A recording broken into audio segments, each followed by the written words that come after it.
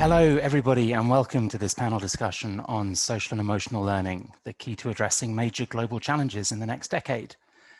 If this is the first thing that you are joining at this year's C20 Summit, then the Civil 20 is an independent engagement group of the G20 and is the global platform for civil society organizations, or CSOs, within the G20 process, and they deliver civil society's demands to world leaders. The C20 community is comprised of more than 1,000 civil society organizations from all corners of the world, which have been channeling the voice of civil society into the G20 process since 2013. Each year, the C20 convenes voices from civil society, from non-governmental organizations, from intergovernmental organizations, from global policy experts, and from G20 senior officials, ministerial representatives from G20 and non-G20 countries, activists and influencers to help determine the policy solutions required to ensure sustainable and inclusive societies. My name is Dominic Register. I'm a program director at Salzburg Global Seminar. We're an independent non-profit organization founded in 1947, and our core mission is to challenge current and future leaders to shape a better world. And like all of the amazing people on this panel, I'm also part of Curricula, the Global Alliance for Social Emotional Learning and Life Skills. Curricula is a collective or an alliance of organizations and individuals from all around the world who are committed to supporting the advancement of social and emotional learning. The 6 panelists today are from very different kinds of organization, but all have fantastic insights, passion, and experience about how social and emotional learning can be taught and developed, and why it is one of the most important education reform topics at the moment. Social and emotional skills are key human capabilities that allow individuals to manage their emotions, to work with others, and to achieve their own goals. They are crucial for the well-being and success of every child and adult, and really for the future of all our societies and economies. These are skills and behaviors like resilience or empathy or compassion or collaboration skills. And we all believe that these are essential components of whole child education. They do not come at the expense of developing cognitive, physical, or creative skills, but they are nevertheless areas of whole child development that need more attention alongside all of these other kinds of skills. Now, over the last few years, there's been a rapidly growing interest in social and emotional learning because the kinds of skills that SEL programs can help learners develop represent a really interesting point of convergence in thinking about solutions to a great many of the challenges that societies around the world are grappling with. So, for example, the skills that the workforce of tomorrow will need in order to do the kinds of jobs that won't be automated or outsourced to AI in the near future, the kinds of skills and behaviors and competences that have been identified as absolutely fundamental to the 4th Industrial Revolution. Equally, social and emotional learning skills are critical to well-being and to addressing wider mental health issues. Back in 2016, the World Health Organization published a report that said, based on current trends, by 2030, depression will be the single largest cause of adolescent illness and disability globally. There is an abundance of evidence that shows how the early introduction of social and emotional learning can help young people grow up with a different kind of mental architecture that can help them find their way through or around later life mental health challenges.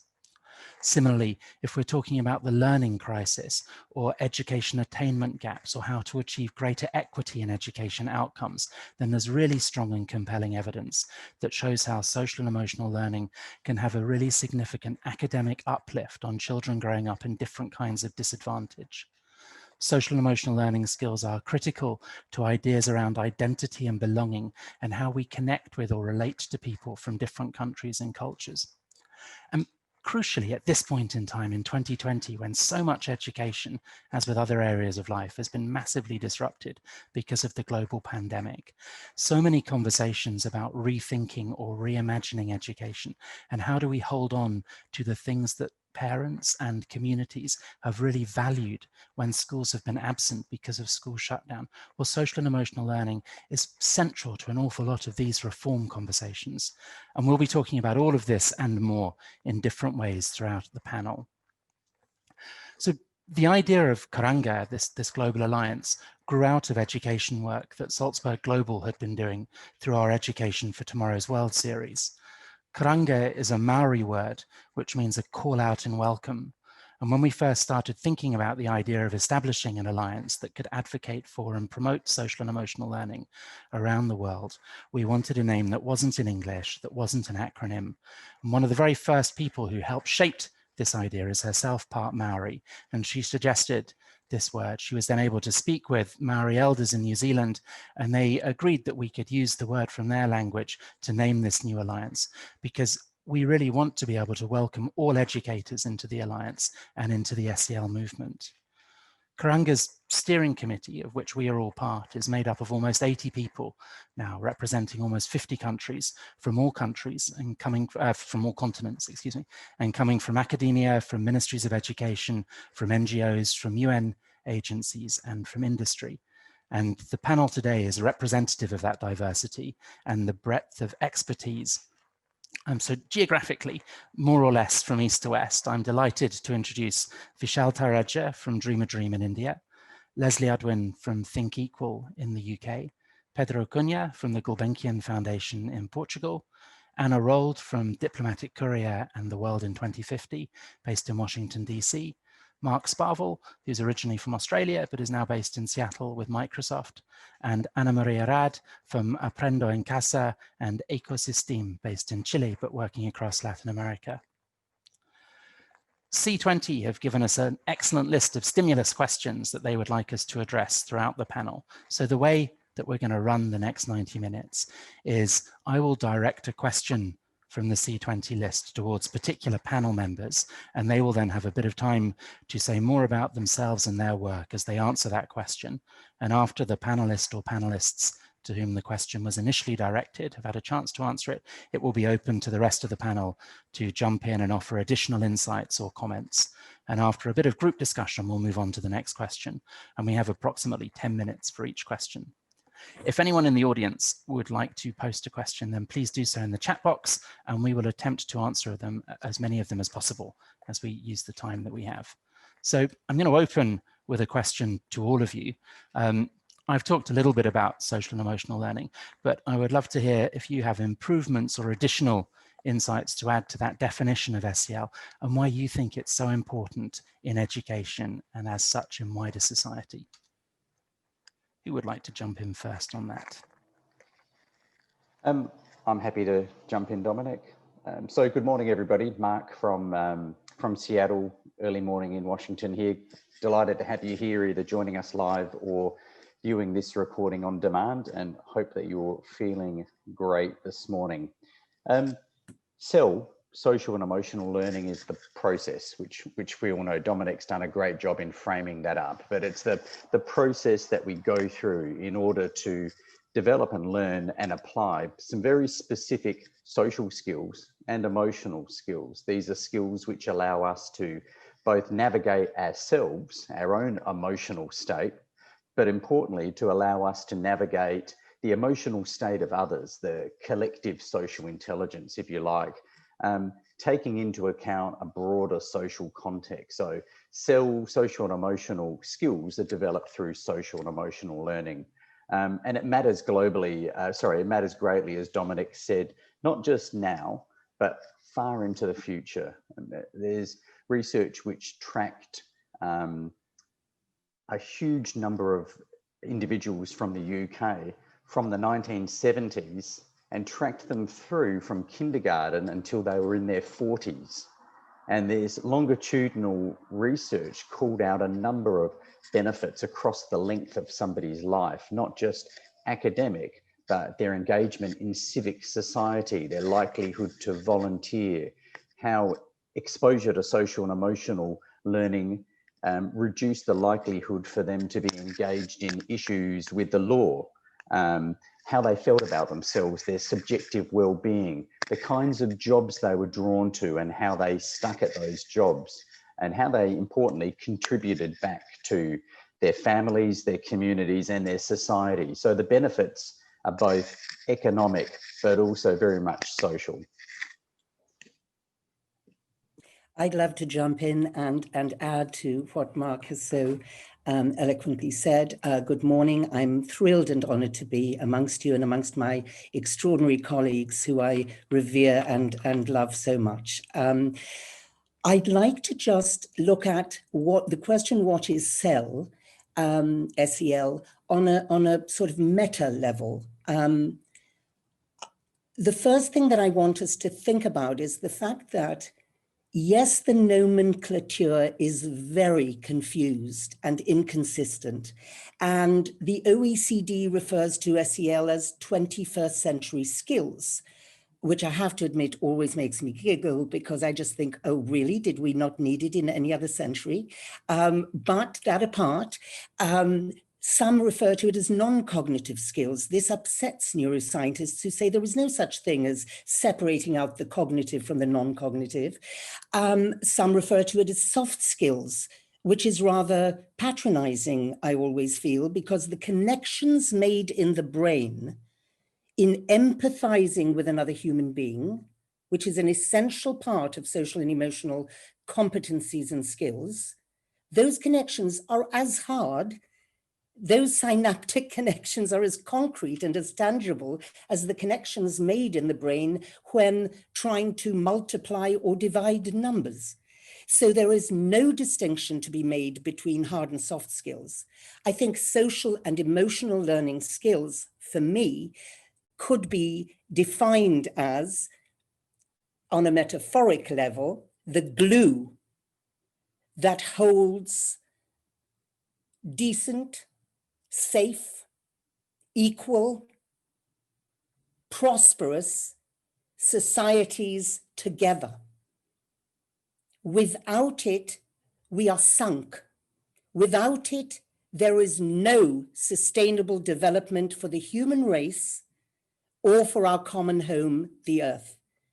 It is the most essential subject that there is, and it is the missing subject we at Think Equal believe, and I will be talking about that later on. So that's me done. If I may jump, I'd like to follow Leslie's words. First of all, thank you very much for the invitation. It's a pleasure to be here with such a wonderful panel of colleagues and friends. But just to pick up Leslie's words, we can look around the pandemic we are now living, and there we can find the best definition of what is not social and emotional learning, what is missing in our education systems. We see a lot of anxiety. We see depression levels going fast, very, very fast. We see denialism, people denial science, so the total absence of critical thinking. We see populism on the rise. We see fake news traveling very, very fast, and people not having the ability to look at them with a distance. We see competition for medicines and resources instead of collaboration and cooperation.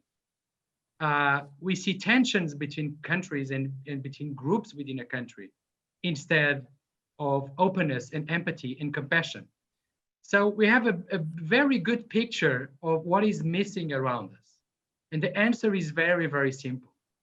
It's to foster the human development as a whole and as an integral part of a human being. And social emotional learning is part of human development. So that's it for as a start. This is my start. May I add something else? First of all, thank you so much. It's a pleasure to be here from Chile. Good morning, buenos días to everyone. I just want to add that a simple idea, and the more digital and technological our society becomes, the more relevant and crucial are these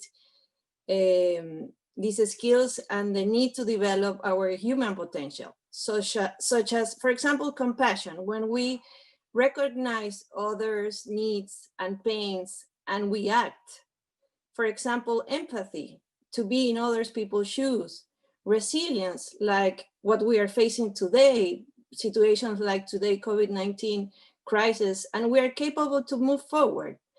Agency, but not in terms of an individualistic point of view, but in terms of autonomy and self-guidance. So for me, these are crucial social capacities that need to be developed and learned in spaces that are nurtured, welcome spaces where you feel some kind of, where you belong, even if you are physically isolated. So just to add to these great ideas is the more we are facing a digital revolution, a change in the way we socialize and connect, the more we need these human capacities and potentials. Fantastic. So thank you all for that. We've got a really interesting, I suppose, breadth of the rationale behind why we all believe social and emotional learning is so important, and some of the challenges that we feel it's particularly essential for for addressing, why we wanted to put this panel together. What I'd like to do now, if it's okay, is move on to the next question, which is specifically for Leslie and then for Vishal, and then to open for everybody else to come in. So Leslie's work is largely focused on early years, and a lot of Vishal's work has been focused on K-12 education. So they're going to take different lenses on this. But the question is really, what gaps do you think exist in current mainstream curricula that would be filled by social and emotional learning? So Leslie, if you go first, and then Vishal, you come in afterwards, if that's okay. That's a great question. And it's almost a rhetorical question in the context of the title of this panel, because the gap that exists is social emotional learning itself.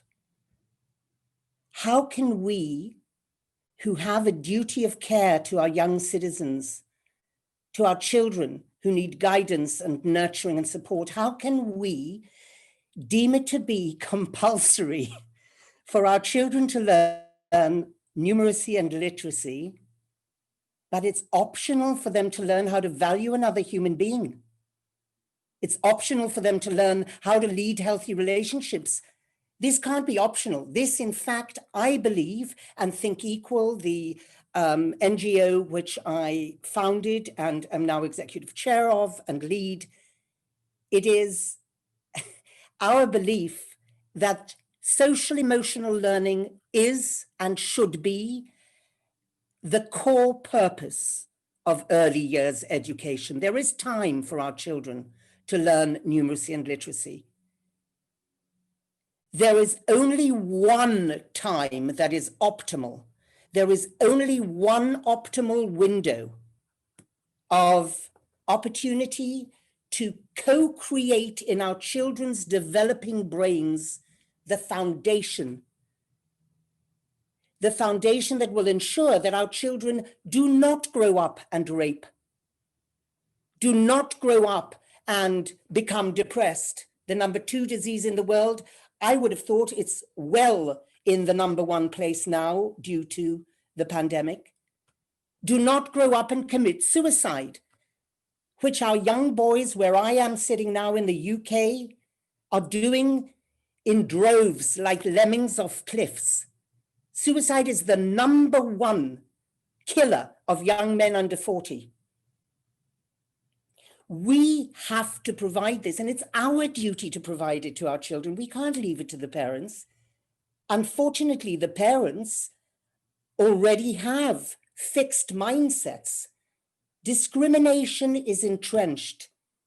Now, that is not to say that adults and youth can't change. Of course they can, but what architect would start building a building from the ground floor up, forgetting the foundations?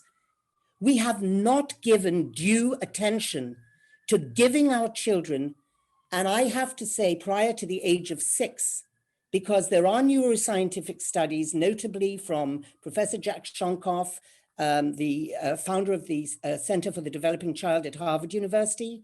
Shonkoff and Nash did a study that is chilling because it actually maps out the graph of the developing brain. We know that 90% of the adult brain is fully formed by the age of 5.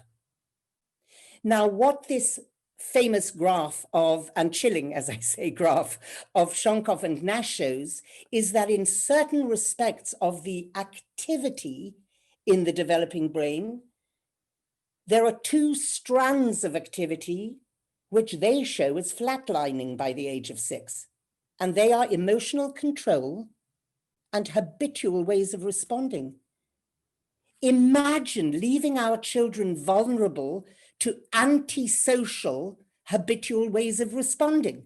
This is what we've been doing.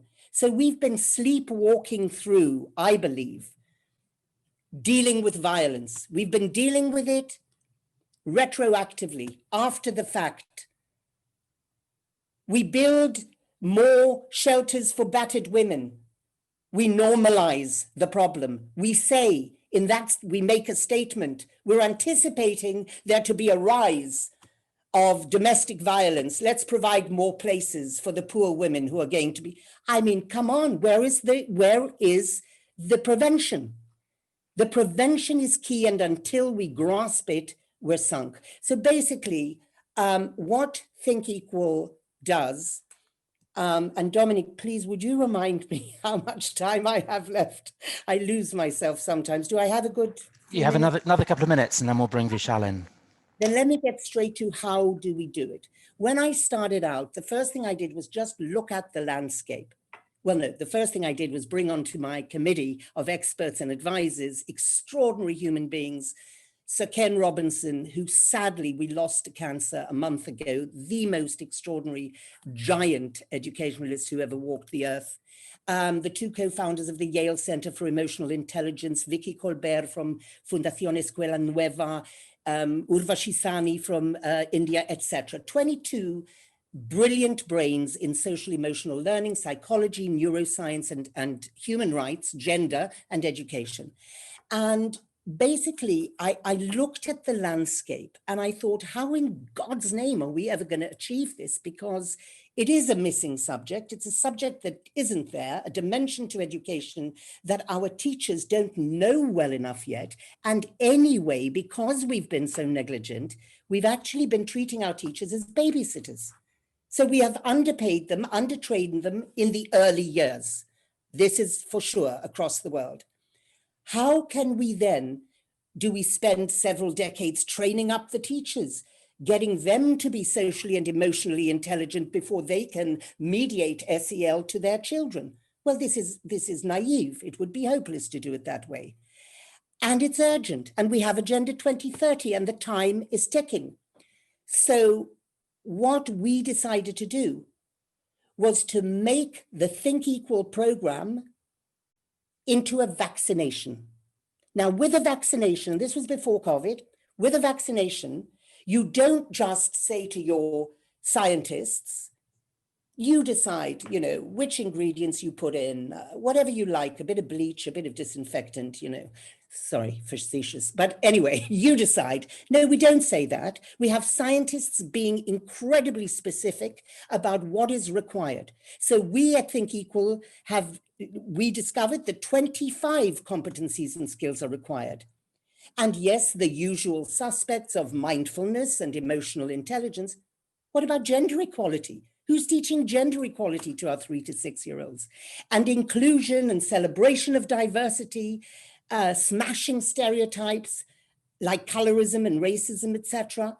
So 25 competencies and skills we teach. They're all on the Think Equal website, www.thinkequal.org. So please go along there and see. Also, we have some materials for free, 6 weeks worth of books and lesson plans. We decided to make this vaccination prescriptive. Exactly these ingredients are to go in it. We're not leaving it to chance how many doses, as scientists don't with vaccinations. 3 doses a week for 30 weeks for 3 years. So we have 3 levels of this program. Level 1 is for the 3 to 4 year olds, level 2, 4 to 5 year olds, etc. And in each level, we have 22 to 25 narrative picture books, because story and character is the way to impart empathy experientially. We have to grab our children's hearts and have them create the empathetic neuropathways and repeat them in the brain. We teach through lesson plans, which are prescriptive. Yes, there may be some so-called developed countries. I don't actually believe there's a single developed country in the world, but let them call themselves that if they will. There may be some developed countries who say, we don't do prescriptive. but then they're failing because you need to be prescriptive when it is the child's right to get that education. You can't leave it up to the differences in one teacher being lazier than the other, or one being more brilliant, or one being... It's got to be prescriptive because the children, each and every child in each and every classroom, in each and every country in the world, the children have the right to grow up with positive outcomes in life. And that is what Think Equal aims to do in an incredibly concrete way. We are now with 77,000 kids. The impact has been extraordinary. We've been, of course, testing with our partners at Yale. We're testing now with UNICEF in Mexico.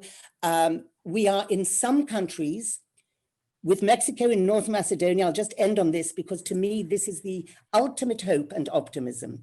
In Northern Macedonia, with our partners UNICEF and funded by the World Bank, we are now with every single 3 to 4-year-old child who goes to school in North Macedonia. And having seen the results, the World Bank then asked us to please allow them to fund and give the program to 8,500 families in the community of migrant workers' children, so that they can also get the program. And the final point is Belize, enlightened, wonderful Belize. All my respect to Deborah Domingo, their education minister, who has decreed it to be compulsory from next year for every single 3 to 6-year-old in Belize to learn Think Equal. Not optional, compulsory. So the movement is now well into its early stages of maturity. And I hope that anyone and everyone who's listening to this, who can advocate, who can help us get this to every child in every country, will support and help us to do this. Thank you so much for Fantastic. Thank you, Leslie. One of the wonderful things about Curricula as a collective is that everybody on the steering committee is able to contribute a different piece of the puzzle. So Leslie's spoken fantastically, passionately about the early years importance and the reference with social and emotional learning and neuroplasticity and the early years development. Vishal, could we bring you into the conversation, because the work that you've been doing, particularly with the happiness curriculum, but also in other areas of Dream a Dream, work targets a different age group of children. Yes, thank you, Dominic. So the lens I want to probably bring into this conversation is children who grow up in adverse circumstances, who grow up in early years of adverse experiences, which could be experiences of neglect, abuse, violence, abandonment, being orphaned, and the impact that has on their development or their ability to achieve developmental milestones. So in our work, what we have seen is in the early years, and I can probably share this through a story. We used to work with children in care homes. And when we used to walk into these care homes for the first time, you'd have children come running up to us and hugging us and pulling at our shirts and pulling at our hair. And we would think that these children are so loving and caring, and it's wonderful to be with them. But as we started understanding the impact of adversity, we realized that if I walked into your home today for the first time as a stranger, and if you had a 10-year-old, that 10-year-old is not going to come running up to me and hugging me. They're going to hide behind you. They're going to peek out. They're going to look at you and see if they can trust this new person. And only when they get an indication from you, they might quickly say hi and run away. Now that's healthy behavior that you want for every child. But when a child experiences adversity like abandonment, and there's a need for relationships, there's a need for social connection, you start seeing unhealthy behaviors. Now imagine the same child growing up in the care home, becomes an adult, will end up having relationships of abuse and violence because they haven't learned how to have healthy relationships. Now, not focusing on social emotional learning leads to these kind of behavioral challenges because children have not fully achieved their developmental milestones. And development milestones, just like physical milestones, like for example, if you have a kid who's in a crib, you'll not see this infant suddenly jump out and start running. They will learn to crawl, they will learn to stand up, they'll learn to walk, and then they'll learn to run. Each of these are developmental milestones. Similarly, when we look at social emotional learning, children in early years go through each of these developmental milestones. How to recognize emotions, how to respond to emotions, how to adapt to emotions, how do you recognize relationships, how do you respond to relationships. If there are gaps in that development, then there is a development collapse. So that behavior doesn't get developed. And then when this young person, say, turns 19 and goes into the job market and is working and probably has a conflict at work, and they don't know how to deal with it, they have a developmental collapse. And the reaction to that is fight or flight or freeze. And we then look at these young people and say, hey, they're not worthy of working, they don't have the skills to work. But what we have not recognized is, because we have not invested in their social emotional learning and competencies in the early years, you're seeing these as behavioral challenges in later years. So our work with students for growing up in adversity has been focused on developing these capacities and adaptive behaviors that help young people develop the skills that they need and the competencies that they need to engage with life, to respond to life, to deal with conflict, to deal with circumstances in their life. And the second lens of that has been that, as I think Leslie also rightly pointed out, is that adults who work with children and young people in formal school environments or non-formal environments don't have the capacities to, one, understand the impact of childhood adversity and what it does. They don't have the capacities to then create safe, nurturing environments for children to develop the social emotional learning competencies that they need. So then our work with teachers is helping them to develop their own social emotional competencies. So they can then create the safe, nurturing, and trustful environments in classroom where these skills can be nurtured and developed. This led us to work with the Delhi government a couple of years back, where the Delhi government was very worried that children's level of engagement with the school was dropping, and the high levels of dropouts from children in the public education system. By the time children reach grade 9 or 10, nearly 70% of the kids have dropped out of the school system for a variety of reasons. But one big reason that they identified was lack of engagement and lack of safe environments in school, which led us to then work with them to design what we today call a happiness curriculum. It is a curriculum that is primarily focused on developing social emotional competencies in children, using happiness and well-being as a trigger, as a hook. The curriculum itself is a daily session for 35 minutes that includes mindfulness practices, includes storytelling, includes play and art-based activities.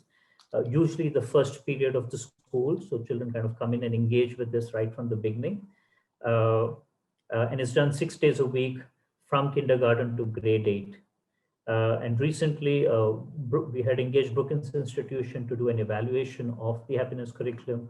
And recently they published a report where they said the happiness curriculum has improved relationships between students and teachers massively. It has helped improve children's engagement in school, children's attendance in school has gone up, and even children's relationships with peers has gotten better. They're beginning to see the impact of this in relationships that children are having with their parents and with people in the community, including taking some of these learnings and practices to change environments in their own homes. And with teachers, the report said that teachers' level of engagement in the school system and intrinsic motivation has gone up.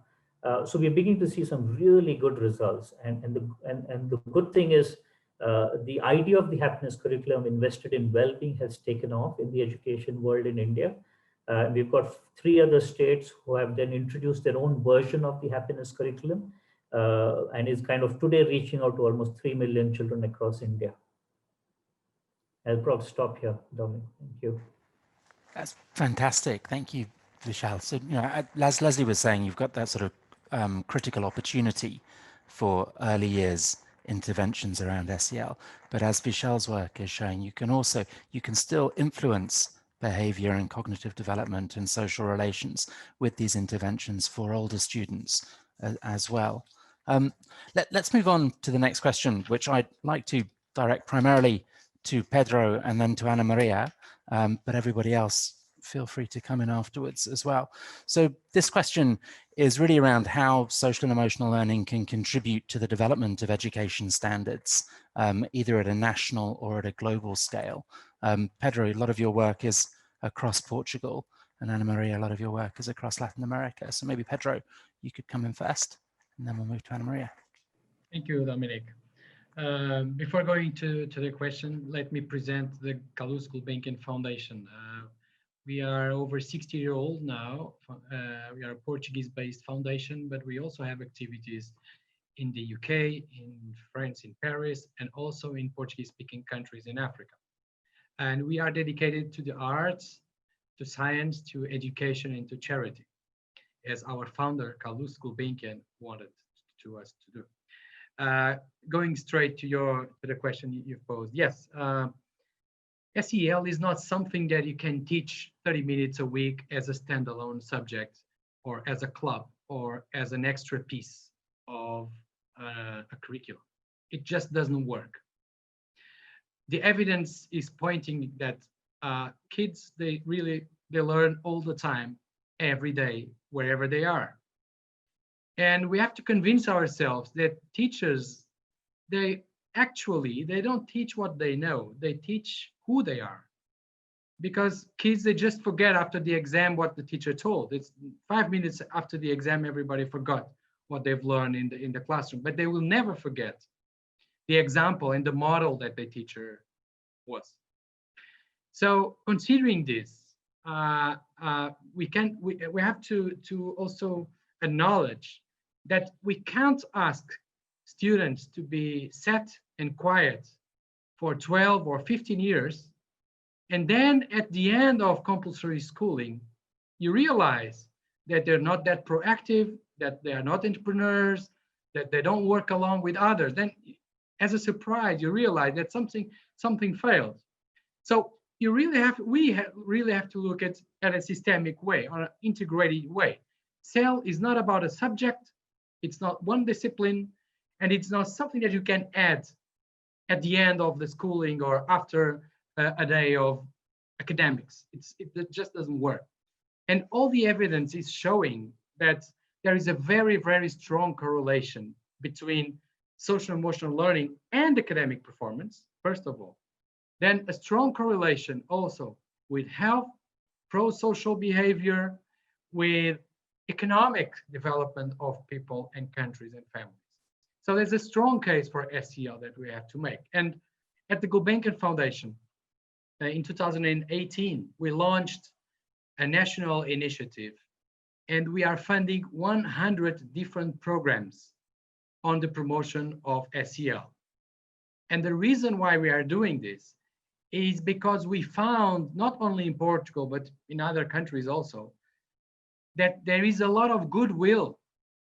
A lot of people want to develop SEL, but there is not much evidence, as Leslie was pointing out before. You need strong evidence on the precise ingredients that you have to use in order to get the expected results you want. Social emotional learning doesn't develop by chance, as also Leslie said. You have to be very intentional. You have to integrate SEL throughout the day of a child. So you need a whole school approach. You need everybody has to come together. Secondly, third, you need evidence. You need methodologies that have proven to be worth of it.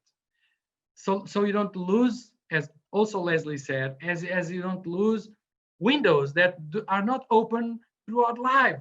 They have very specific periods where they open, and that you have to use those windows to foster growth and development. So as I said, we are funding 100 different programs. They're different from each other. And the idea, we have 3 main goals. The first goal is to produce high quality evidence on methods to promote SEL, but also to assess social emotional learning. You know, we treasure, in education, we treasure what you measure. And one of the reasons why SEL is not that widespread in schools is because schools sometimes they narrow down on what is tested. So we have to come up with forms, with strategies to put SEL at the heart of the assessment process. Otherwise, parents and the society will not value it as it is. So we want to produce hard evidence on how to promote and how to assess social emotional learning. We are reaching currently around 50,000 kids in all the districts of Portugal, which is a small country. So 50,000 children, it's a lot of people here. And this is our first objective, is to produce knowledge in an area where we find a lot of goodwill, a lot of public investment. If you go to youth policies, if you go to sports policies, if you go to social development policies, you read a lot of good intentions, but you don't find that evidence on is that really working or not. So we want to produce hard evidence. That's objective number one. Second objective is to empower the civil society organizations that are on the ground, working every day with kids. They don't have access to training, to empowerment, to resources on evidence-based methodologies. Imagine Leslie's program. One of our roles is to bring those programs, to adapt them to Portugal, and also to develop new programs in Portugal, and train and equip social workers, youth workers, teachers, parents, community organizations, equip them with that knowledge that is precious to help the children with whom they're working. And the third objective, as you were mentioning, is precisely to advocate for policies and for funding at the national level. And here at the national level, a lot of things need to change, not only in Portugal, but also around the world. One thing is that curriculum itself has to put well-being at the heart of the education process. If you keep on having exclusively performance on tests as the solely objective of education systems, we will fail as a society. And we have good examples of that. I don't have to mention them because we have highly educated people that are doing terrible things around the world. So we are not doing our job. Secondly, we have to come up with different assessment mechanisms. We have to take care not only what kids produce in exams, but also how they think, how they solve problems, how they cooperate. Do they engage with others? Are they responsible for themselves and for their community? And this has to come up to assessment policies at the national level. Thirdly, national education systems need to create systems of incentives. Let's take this particular example. I've worked in schools for several years.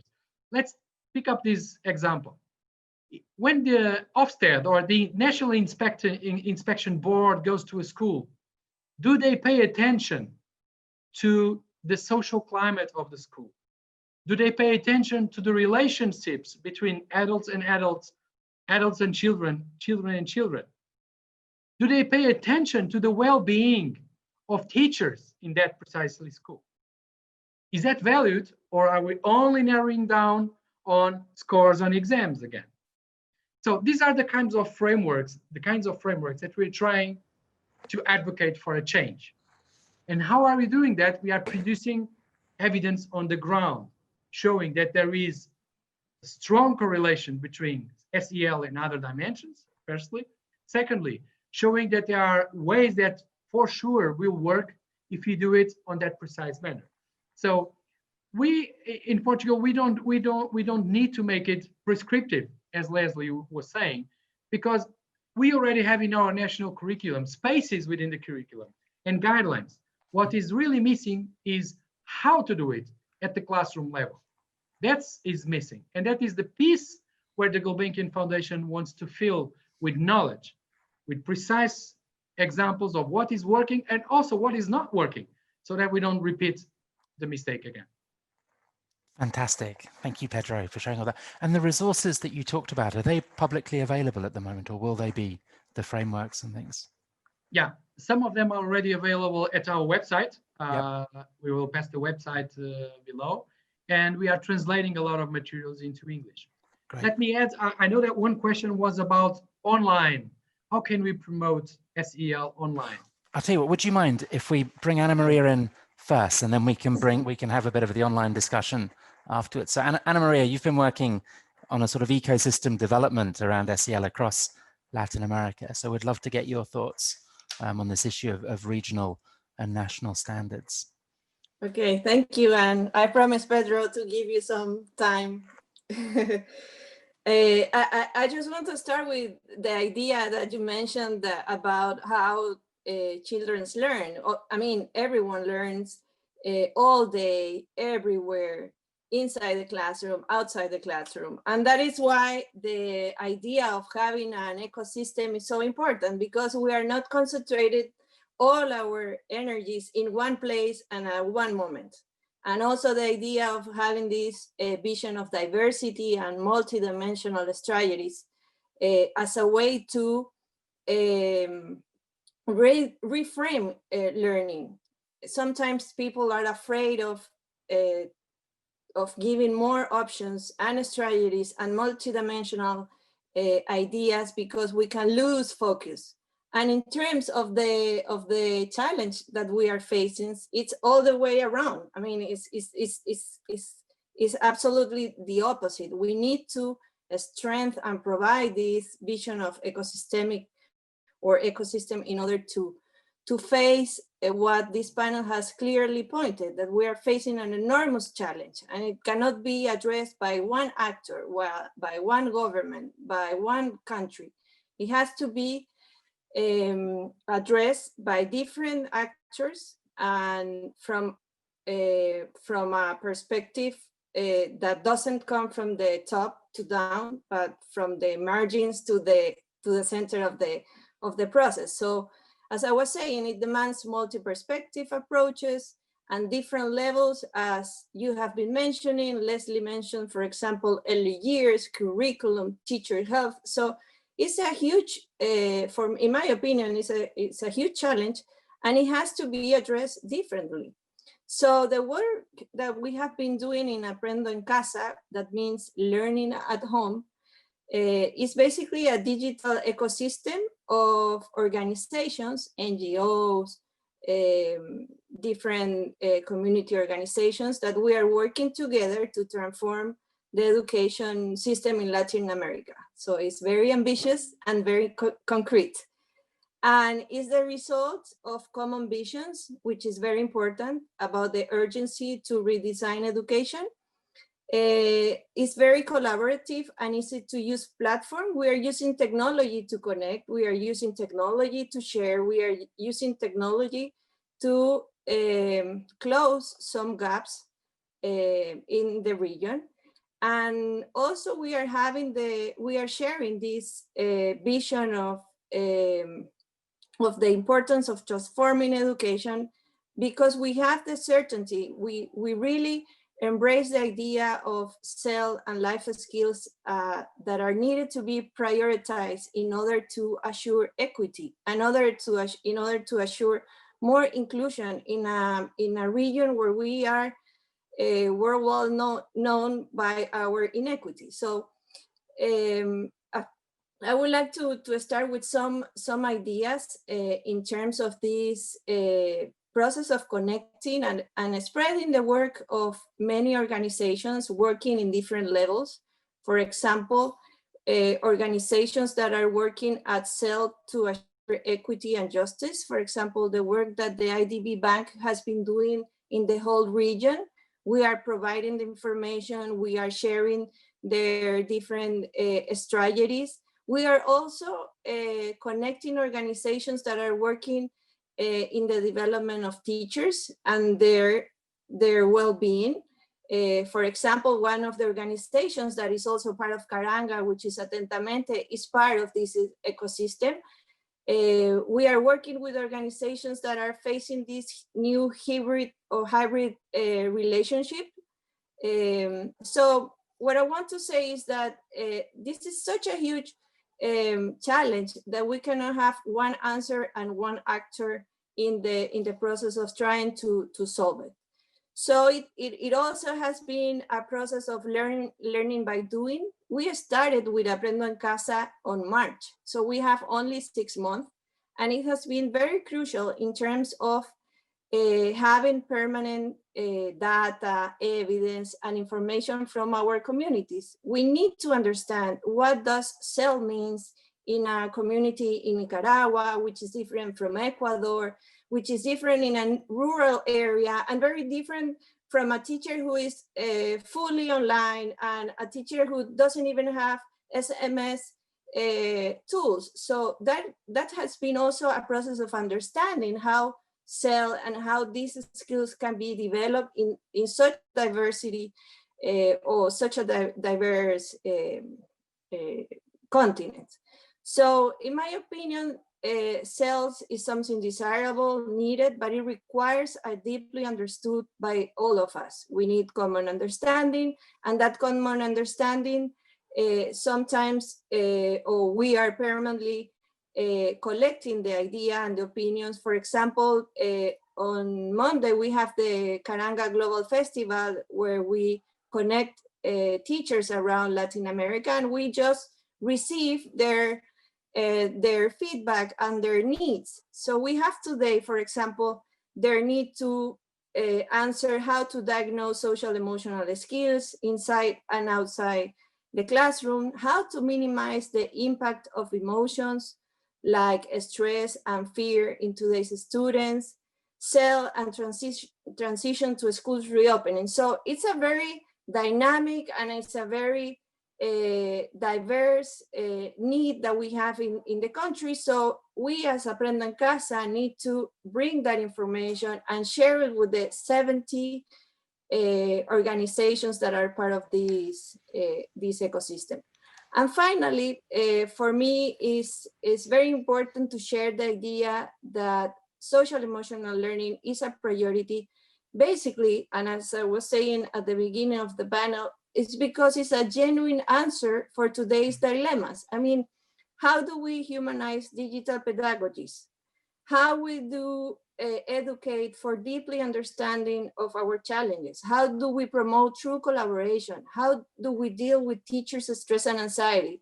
So it's not only a necessity in terms of how we promote better methodologies and process inside the classroom, it's especially a true answer for today's dilemma. And that is why we need to reinforce the idea of not only talking about SEL, but also giving the opportunity for teachers, parents, and so on to have practical experiences and ideas easy to replicate and to sometimes use in different contexts. So that is the reason why we need to promote, and we are promoting this collaborative movement.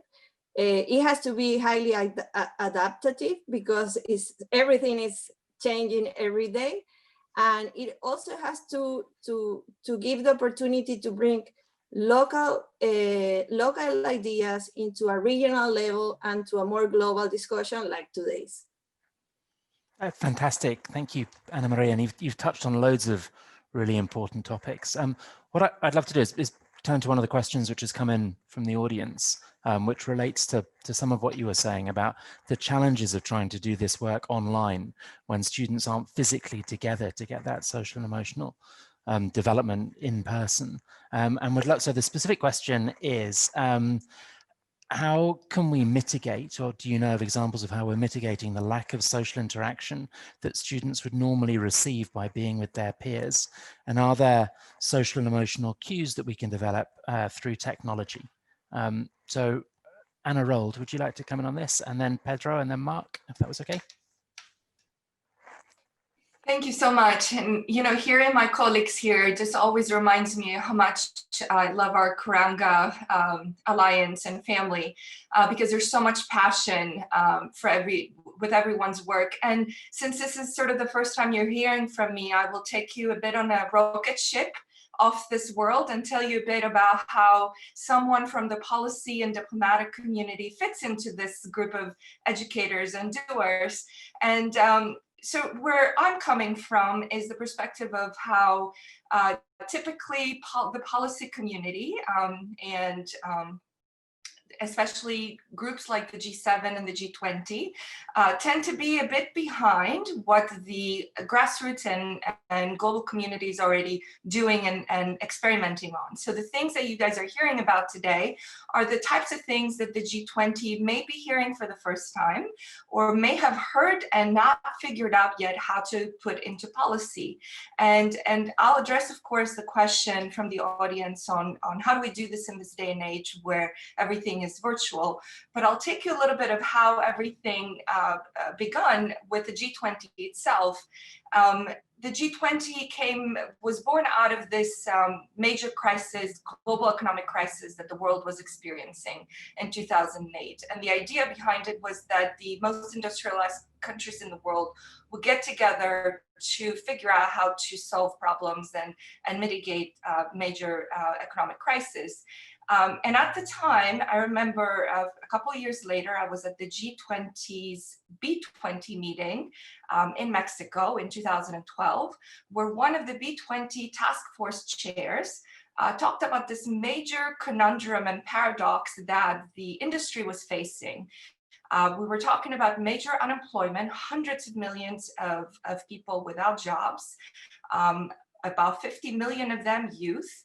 And it was a major crisis, both for industry and the countries that were gathering at the time, because at the same time, they had millions of jobs open. And so the B20 at the time was advocating to the G20 through their communique and advocacy about how to close the skills gap and teach the next generation of youth, prepare them for at the time called the jobs of the future. And if any of us remember, sort of a decade ago, everybody was talking about STEM, science, technology, engineering, and math. And that became, a decade later, major policy introductions and changes in curriculum.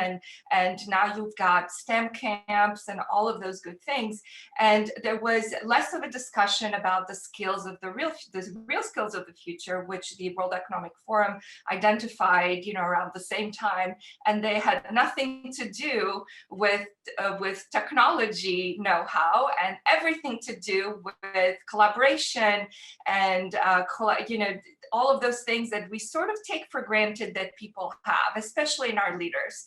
And I say this as someone who teaches diplomacy and political science at a higher ed institution. And I say all of this because we come from a very big place, and that big place tends to be that governmental, international governmental bodies like the G20 and the United Nations and all of that. And those are comprised of member states. They're comprised of sovereign leaders. And we're entering an era, if we haven't already, that does not looks at this from a different point of view, not from the point of view that we have to answer to sovereign interests, but to the global commons. And this is why I said I'll take you sort of on a rocket ship off-world to change our perspective.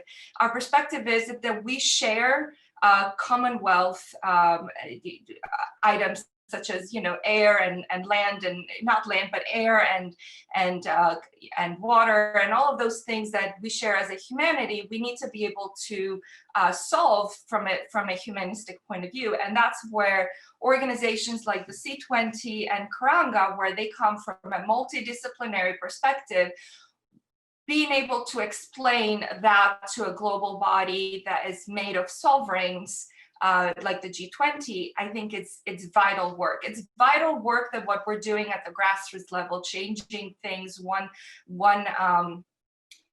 curriculum at a time, but it's also very important that entire nations adopt these methodologies and understand.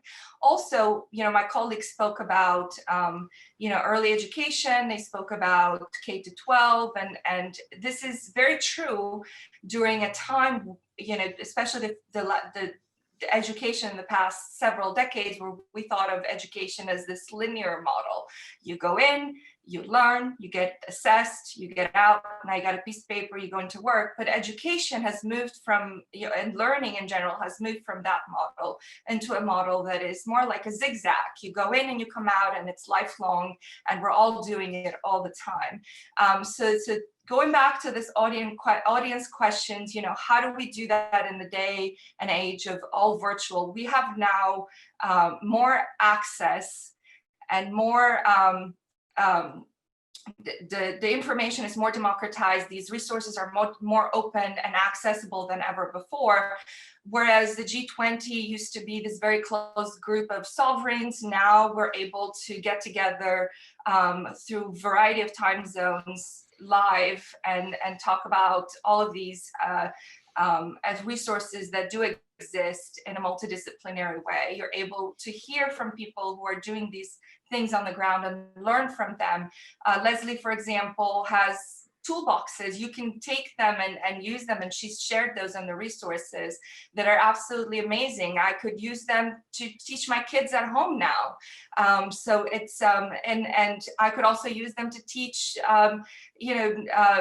new diplomats before they get into their jobs and negotiate complex agreements. So that's sort of like what I would end with, that at the end of the day, the reason Curricula is such an interesting organization and we aim to grow it even more is because of its multidisciplinarity, because we're able to bring both educators, industry leaders like Mark on our team today, and be able to be the interlocutors between what's happening on the ground to policymakers, so that that gap between what's happening and what should be happening and the experimentation that's happening doesn't reach the policymakers too late, a decade later when things have already evolved on the ground. So anyways, that was just my 2 cents.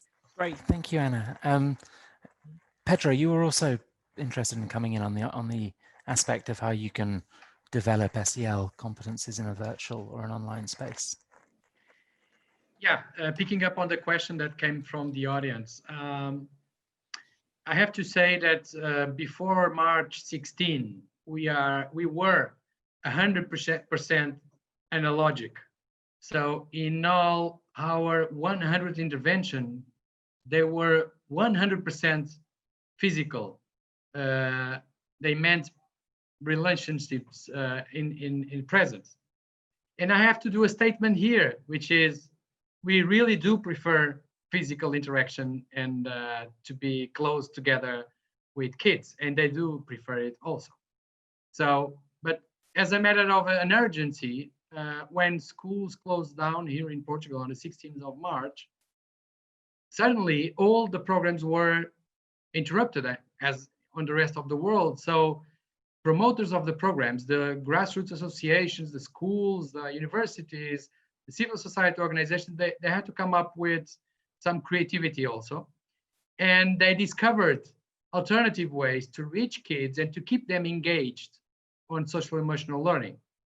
And one of the questions was, what is important? What can we do in times of closure, etc.? One very important thing that we learned was to keep the routines very, very steady, especially with younger kids under 12. This revealed very, very important to keep the routine, to keep the sequence of meetings and make them virtually when possible. Of course, we also have a lot of deprived communities that didn't have access to digital tools, or sometimes they had to compete with brothers for the internet or for the computer so that they could study at distance. So some of our academies, they were very inventive and they created radio programs, for instance. So they delivered SEL programs for kids using radio. Others used the police and the army to distribute door by door storybooks with suggestions for kids and for families and for older brothers to, in a way to develop the exercise that were meant to occur in the school, but to do it, but to do it alone. Others, they they sent letters. So they made the program not online, because sometimes online was not the option. So they made it offline. So they made it all in paper, and they wrote letters. Every 3 days, they would write a letter to all the kids, so that they would have this, this routine of this having a letter. The letter had a nice story, and out of the story, they would have some lessons, some exercises to do, some tasks to do with the parents, etc., etc.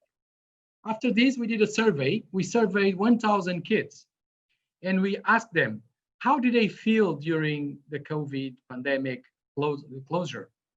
And I have to tell you that the results were pretty scary. The majority of the kids said they were upset, depressed, sad, unhappy, and they suffered with this close down. And then we asked if the techniques that they learned in these programs were useful or not. And 80% of the kids, 80% of these 1,000 kids said they were very useful or determinant for me to learn how to cope with the stresses that come with closing down. So if we had any doubt on the need to promote SEL, I noticed that the title of this panel is SEL for the next decade. It's not for the next decade. It's for yesterday and today. And it's proving useful today as we live the pandemic. So yeah, these are a couple of examples. We are happy to share these examples with whom is interested. Thank you, Pedro. Mark, would you like to come in on this question as well? Because you've done a lot of work around the development of SEL in the virtual realm. Indeed, thanks, Dominic. I guess, and hi everyone, the perspective I bring is two here. One is as a teacher and a principal for 30 years, and the other is obviously the work that we do in Microsoft Education. Our priority is to empower every learner on the planet to achieve more. And we've been heavily interested and invested in the space of social and emotional learning for close on 5 years now. And the work that we do that might surprise you is through partnerships, work with UNESCO, work with Salzburg Global over a number of years, our work with Curricula, partnerships with the Yale Center for Emotional Intelligence. We engage in research. We published global research, the class of 2030, to find out what skills do young people themselves prioritize. Guess what? 50% of them are social and emotional. That was a study of 7,000 students and 5,000 teachers across a number of countries. We dug in deep into well-being and explored across countries around the world to find out how is well-being being delivered at scale across systems, because we know we can talk about the topic for a long time, but unless we can take it to scale, unless we can connect to the drivers at every level of a system, from the minister through to the classroom teacher, then there is no needle being shifted, and it's just talk until it translates into action. So the other part is through specific programs and products, and I'll touch on those. And it's kind of a paradox. We're now in this environment. 1.6 billion children since March had their formal education interrupted. We know that there's been a huge uptick in learning and life between the glass. And we know that social collisions, physical social collisions, are critical to develop social and emotional skills. But we also know some other things. We know that a young person on average learns 3,000 new words per year, and only 10% of those come from direct instruction. We know that being able to accurately recognize, understand, and label our emotions is critical to develop the emotional intelligence required to regulate our emotional self and our self in social situations. So how can technology potentially support that? How can more broadly, technology company? So let me just give you those 3 quick levels, and then we'll jump into some practical things. And I'll share these as links. At that highest level, at a system level, what do? We run events like the Education Transformation Summit for Education Ministers held 2 weeks ago. Guess what one of the topics was? It was around social and emotional learning. The second topic was equity. The third topic was quality learning. So we work around that. We engaged with new pedagogies for deep learning and published Education Reimagined, from remote to hybrid learning. Guess what the #1 call to action was for reopening schools globally? It was around health and safety, social and emotional learning, quality learning. So that's at the system level. At a school level or a district level, and I'm speaking here globally, we have, these are operating, these programs and events across 96 countries. At a school level, we advocate a process of transformation using a research-based framework, the Education Transformation Framework. It has enshrined within it social and emotional learning as being a fundamental interdependent piece for whole school improvement. But outside of that, what happens in the classroom matters. Unless we shift classroom practice, unless we recognize and don't problematize, unless we recognize that that educators in many situations and scenarios don't have a lot of control over their national curriculum, don't have a lot of control over their budget, but they do have an element of control over what they do within their learning design. So what we provide for teachers is stuff that they can do Monday, not someday. Stuff that's focused on teacher craft, not wishcraft, wishing for something to be different and hoping for a solution. And these are really practical. We offer specific training programs around social and emotional learning, offered free to anyone, anywhere, on any platform. Snackable, bite-sized strategies drawn from the experts in the space. We offer programs, things like Microsoft 365, which is free for teachers and students and always will be. We partner with groups like UNESCO to ensure that in low connectivity scenarios or no connectivity, that the needs of learners are serviced. But think about this. Kids love Minecraft. Millions of them use it. In January this year, we introduced Mindful Night, an intentional medieval quest for mindfulness. It became our most downloaded world. Think about this. We know that kids like using Teams and those sorts of environments. What we've done is we've worked with the Big Five, and we released 2 weeks ago a series of social and emotional learning praise features, which are tied to specific social and emotional skills, which feed back to the data sets that the school has and the district has. We rolled out a tool called Reflect, which is like a "how are you feeling?" It pops up in Microsoft Teams. It can answer the question, how are my students feeling about remote learning, about this assignment, about how the week is going? But because it's tied to the data sets, it can answer the question, how is my whole class feeling? My whole school, my whole district, and in some cases, how is my whole country feeling? And we rolled out in OneNote a series of social and emotional learning reward stickers, which sound trivial, but they're tied to research-based social and emotional skills anchored in a globally accepted framework, the Big Five. So there's a couple of examples, but the best examples that I'll share out are the ones that I've stolen from teachers around the world. When I ask them the question, what can you do on Monday, not someday, to develop emotional granularity, to improve reflection, and to practice giving and receiving gratitude in your classroom straight away. And those teachers have shared those ideas. I've stolen them. I shared them out with Goldie Hawn's Mind Up webinar a couple of weeks ago, and I'll share them out with this community too. Brilliant. Thank you, Mark. And there's so much great content coming out there. I know one of the links that has been shared already is a resource list that you've helped curate that anyone can access. One of the things that Microsoft have been doing that's really interesting and relevant to this discussion is around the research agenda. And one of the questions that we were keen to think a little bit about is, I suppose, is the application of social and emotional learning in wider industry. So moving beyond the education system. And from the research, I'm thinking about Class in 2030 or some of the other pieces of research that you've put out. What are the main sectors that you think are going to be most impacted by an enhancement of social and emotional learning competences within a country? Yeah, the research was interesting because one of the things it called out was that between 30 to 50% of predicted growth industries and growth jobs would place a premium on social and emotional skills.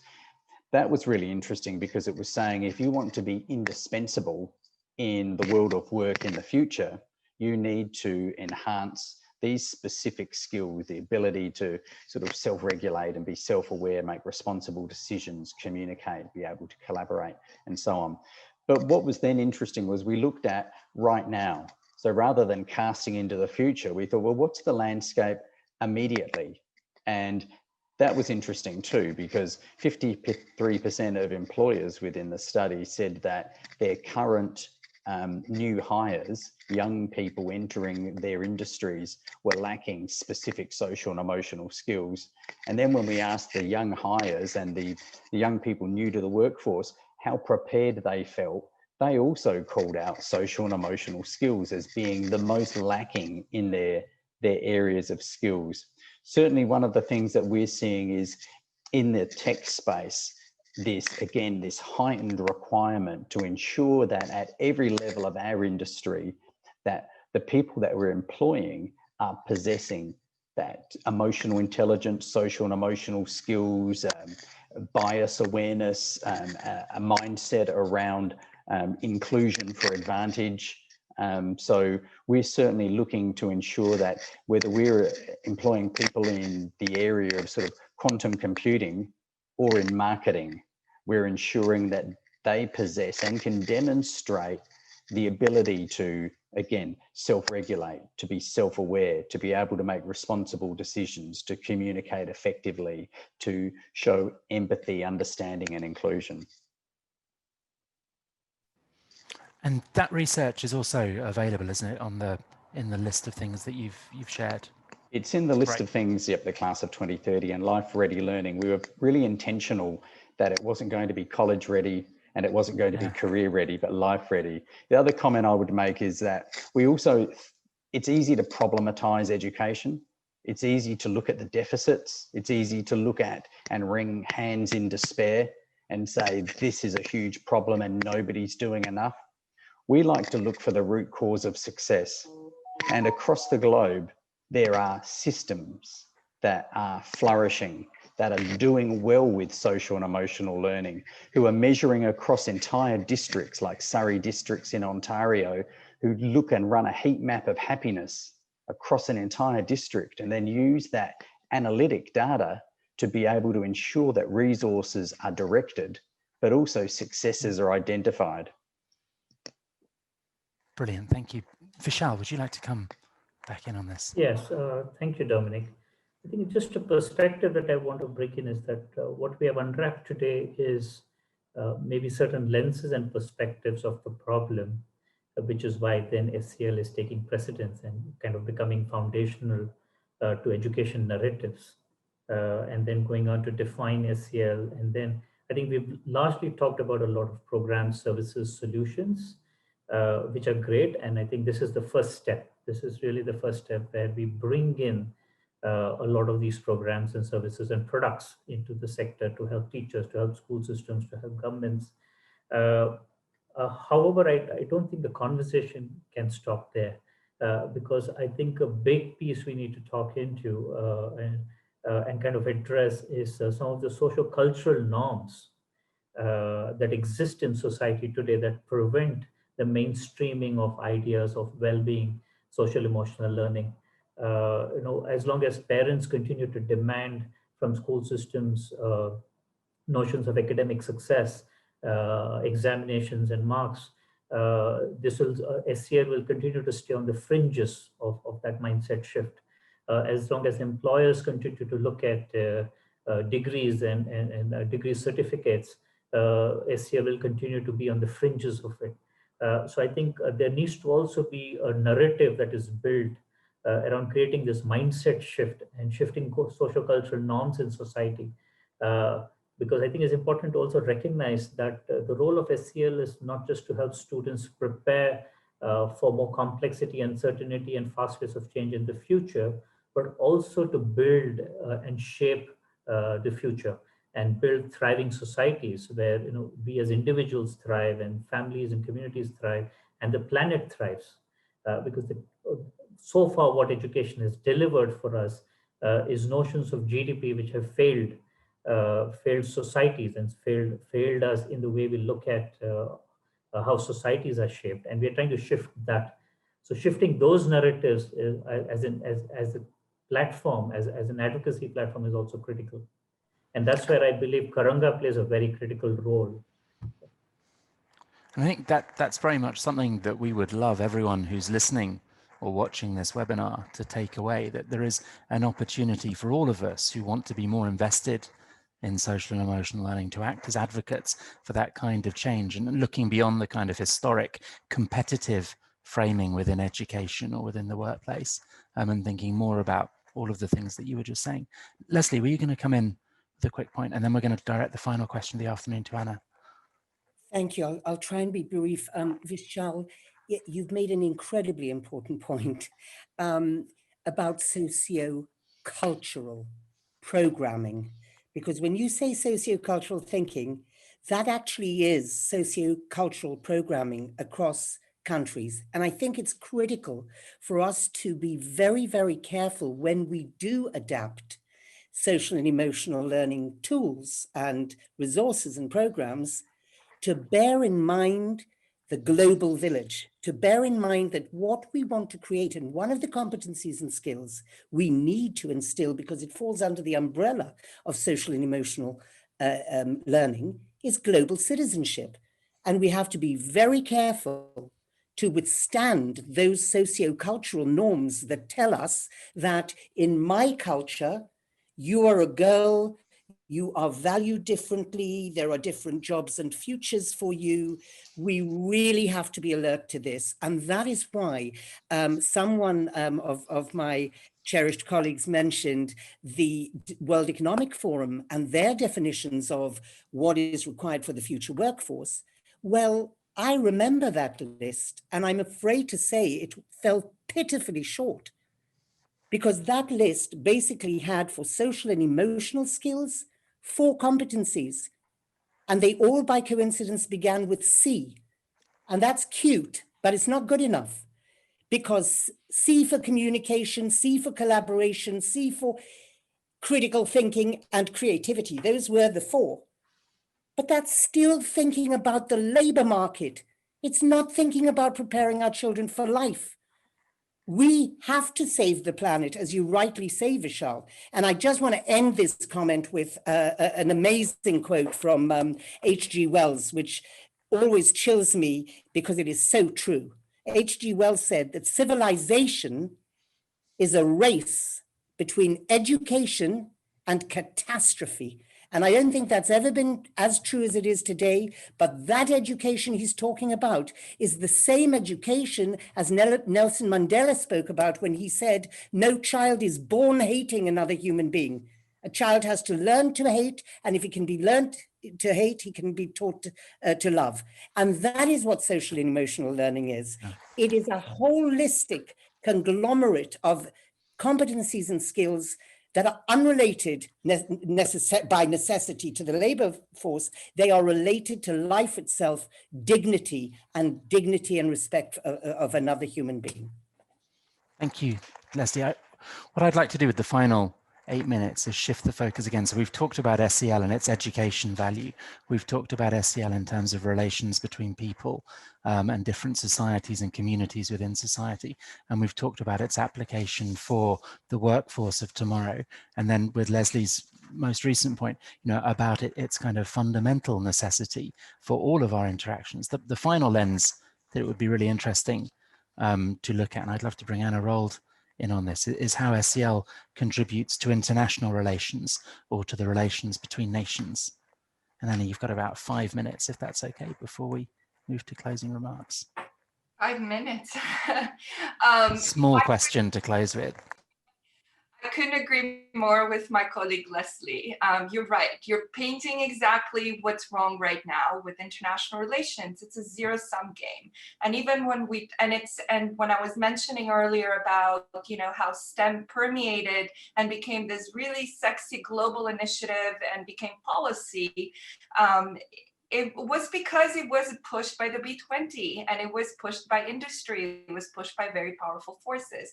And what I was trying to say with the C20 and what we're seeing this year with this democratization of and opening of other actors into making these concepts available and understandable to the policy communities, that we have an unprecedented opportunity, more so than other years, some of it accelerated and exposed by the pandemic we're in, to really bring some of these not so sexy topics to the policy community. And it is true, the international relations community trades into this notion of I win, you lose. It happens across the board. This is how, and I see that in the curriculum when I teach my own students comparative politics and international relations. A lot of it has been driven by, back in the day, Samuel Huntington's theories of the clash of civilizations. Our differences are so vast, and the us versus them, and we see that manifested in the way global publics are voting. I'm sure that everybody in the audience has probably seen a meme or two in the past 6 months showing leaders from countries where the pandemic, people fared well with the pandemic, and leaders with countries where we didn't fare so well with the pandemic. And there was a big difference that the leaders that did fare well were all women.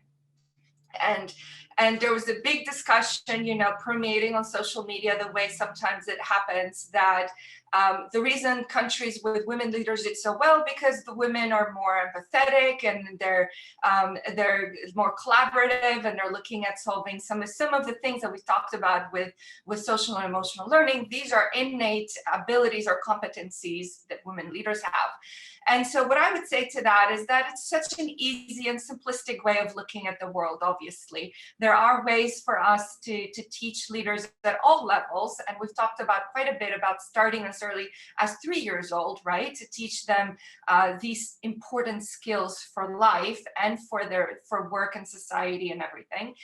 But that we also need to figure out how to impart some of this knowledge to our policymakers, because they are making the changes that they're making right now, and their decisions affect whether even our children will be able to adopt some of these competencies now and in the future. And so I see that and the way this can happen is through multidisciplinary organizations like Curricula, that is so open and accepting of all types of leaders to come in, and for organizations like Curricula and the C20 and obviously the G20 to collaborate together to become the interlocutor between what we're doing on the ground and what policymakers are looking to get advice on for future policy. It's so important. There's such misunderstanding that is happening at the policy level. We've seen that with technology, we've seen that with industry. There's real vast misunderstanding of what's happening, and unfortunately our leaders do think of society and labor market views, like how many jobs we're filling and how many people are unemployed or not. And so being able to connect sell as a toolbox that they can use to advance these fiscal issues, which is what's the G20 all about, is incredibly important. And that's where the civil society as a body has become such an important body in the past couple of years and beyond. So I will just close with that. I'm not sure what my timing is, but I want to let my colleagues also to react on this. I wanted to maybe part with this. I'm a very unusual member of this group because I'm not necessarily someone who is an educator, even though I teach at a higher institution. But it is such an important tool. I feel that Cell is such an important toolbox in all aspects of life and society, and it's really at the core of global society's advancement that that to me it's that important to be a part of it. And I believe that we would benefit at Curricula from having additional members who are maybe not in the educational realm, but that would help us kind of enhance our perspective from other disciplines. And so I'll close with that. Thank you so much. Fantastic. Thank you very much, Anna. And thank you also to Pedro, Leslie, Mark, Vishal, and Anna Maria for all of your expertise and insights. In terms of what happens next, then for the audience, there is collective input from all of these sessions contributes to the wider C20 effort to influence G20 agendas. If you look at the C20 communique that came out at the beginning of this week, then I hope that from listening to this panel, if you didn't already know about it, you can see the relevance of social and emotional learning skills and behaviors and competences to all three of the components in the communique. So, very clearly in terms of thinking about just policies for inclusive recovery, but also thinking about the global solidarity and the skills and the empathy that we all need in greater abundance in order to have more just societies. And finally, the ways in which we need to change behaviors in order to address longer term challenges like the climate and ecological crisis. The recording from this panel will be on the C20 website shortly, and it only remains, on behalf of all of us at Curricula, to thank all of you, the audience, for joining us this afternoon. If you're interested in learning more, then please go onto the Curricula website or follow us on Twitter. I know the links have been shared in the chat, and we wish you all a very safe and prosperous weekend ahead. Thank you very much indeed. Goodbye.